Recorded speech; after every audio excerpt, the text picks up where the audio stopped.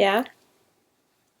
Alright, so today we're going to talk about how to build a prayer space from simple items that you will be able to find around your house. And first, right buddy, we're going to go get some things.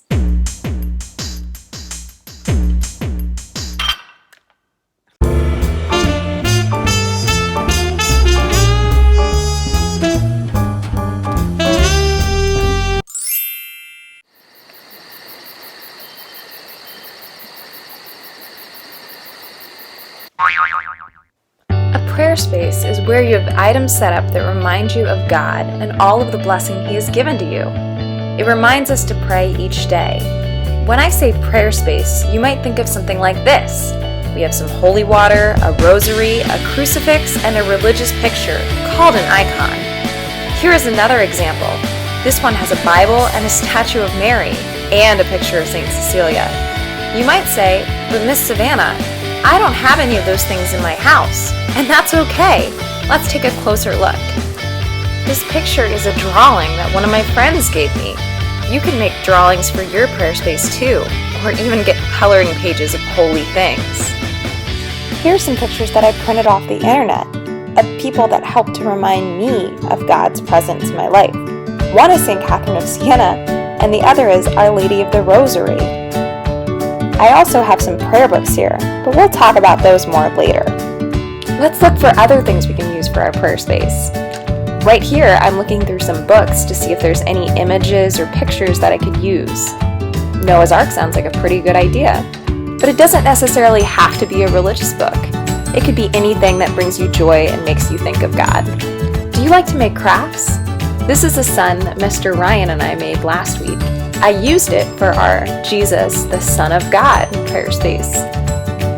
Not only is it a special decoration because we made it, but also the sun reminds us of the warmth and life that God has given us. And Jesus also gives us life, so it serves as a good reminder. For your prayer space, you should pick items that are important to your family. Here, I'll show you some examples from ours. Did you know that a special title for Jesus is the Lion of Judah? That's why we use this lion in one of our prayer spaces. It's special to our family because Mr. Ryan got it in the Philippines when they adopted his brother. This blanket has two important images. They're called the Immaculate Heart of Mary and the Sacred Heart of Jesus. It was really important to me to get a blanket for Benji with these things on it because Mr. Ryan has tattoos that match it. Now we get to use that blanket in our prayer space. You could even use your favorite stuffed animal and do a prayer space on God's creation and all the good things that He's blessed you with. I love to use fake flowers, and I have a whole bunch of different ones with bright colors to brighten up different things in my day. What are things in your life that make you see God's beauty and make you wonder at God's awesomeness in what He has created? My dad really likes sailboats. So one way that we could tie this into our prayer space is to add this quote by St. Therese of Lisieux, "The world is thy ship and not thy home."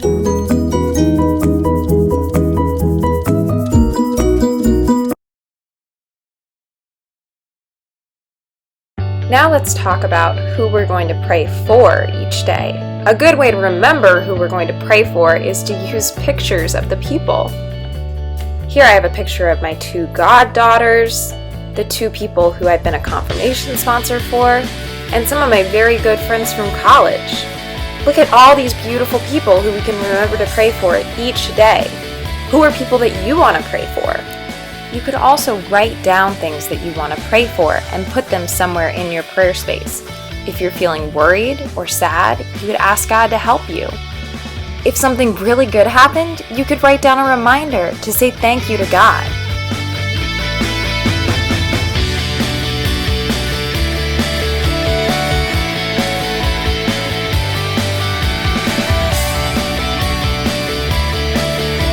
So now let's talk about how to build your prayer space. First you want a space, and then let's put something special on to cover it. First I used a blanket, and then a pillowcase. And then, if you can't find anything else, you could even use an old dress shirt, as long as your dad's okay with it.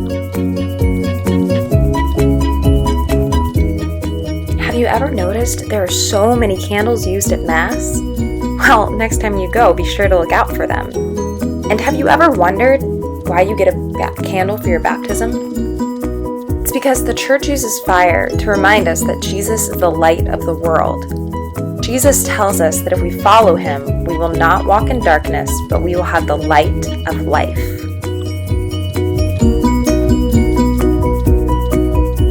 The Bible is the Word of God.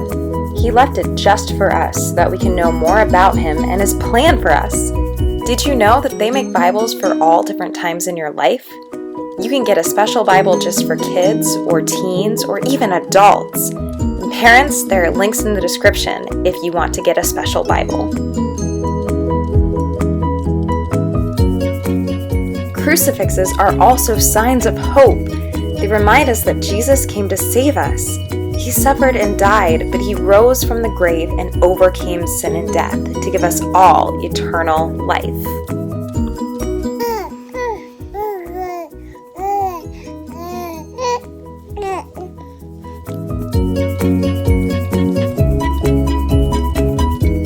Pictures are another great thing to add. You can get them out of books, magazines, and even your old religious ed books. They could be great reminders of what God has done for us, especially in the sacraments, and they give us something to focus on when we're in prayer. Let's not forget about Mary. She's Jesus' mother, and because of that, she's a great person to ask to pray for us. Have you ever heard of the special prayer, the Hail Mary? Did you know that it comes right from the Bible? So we know that God wants us to ask Mary for our prayers. Here, let's pray it together. Hail Mary, full of grace, the Lord is with you. Blessed are you among women, and blessed is the fruit of your womb, Jesus. Holy Mary, Mother of God, pray for us sinners, now and at the hour of our death. Amen. Did you know we have friends in heaven? There are so many saints we can ask to pray for us. I already mentioned some of the ones that I like to pray for me. You should pick a saint to pray for you. You could ask the saint who has the same feast day as your birthday, the saint who has your same name, or a saint who does something that you like. For example, I like music, so I asked Saint Cecilia to pray for me. She is the patron saint of musicians.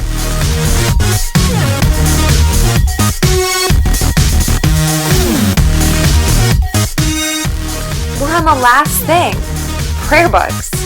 Prayer books are special collections of prayers. This one was given to Benji as a gift, and this one was passed out for free at our church. You could also use prayer cards or even apps on your phone or tablet. You might be wondering, why do I need a prayer space in my home? And why do I need to pray with my family? Because God never stops loving us, and he wants to hear from us each day. So it's important to count our blessings and realize that they come from God, and to give thanks to him and praise him for all of his goodness. It's also important when things are making us sad or worried that we ask God to come help us. Remember that the Holy Spirit gives us power and strength, even when we feel weak or like we don't deserve it.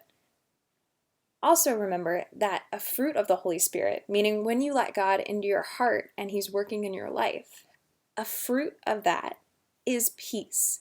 So when we feel really worried or we're really stressed, it's a good thing to remember that God is with us. Also remember that God gave you your specific family for a reason. Of all the people who have ever come and will ever come, he picked your family just for you. And we have a special duty as families.